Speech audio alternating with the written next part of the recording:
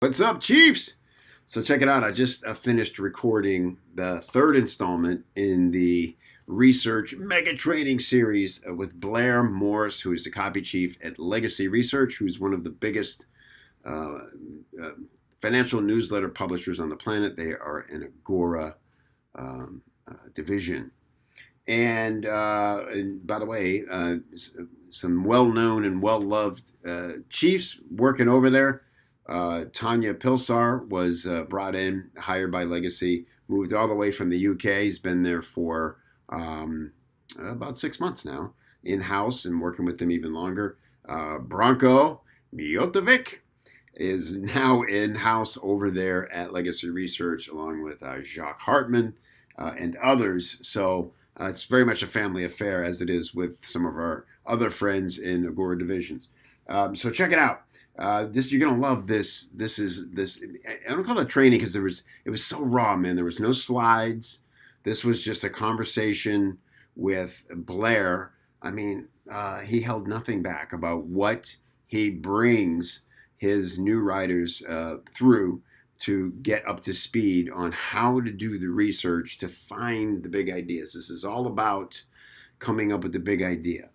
And I mean, this is the same as if you were actually hired by Legacy, brought in house. Only then would Blair sit down and share with you what he shared with us today. So this is an amazing privilege to get this information. A few of the highlights, man. First of all, warning: adult language. You should consider everything. We're normally like PG-13. This is more in the R range. Um, and man, he talked about the importance of the stages of research.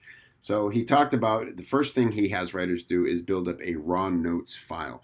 He talked about what goes into building up a raw notes file, how long it takes, how many pages you could typically expect to have in your raw notes file, and importantly, how to categorize them and footnote them. And this is especially important if you write in finance or health, that you have to have legal footnotes. You have to link to your original source so that the legal department can vet those resources, vet those claims, make sure your facts are accurate, and all those things. So instead of having to go search for those things later, Blair has a very cool system for collecting them and footnoting them as you go.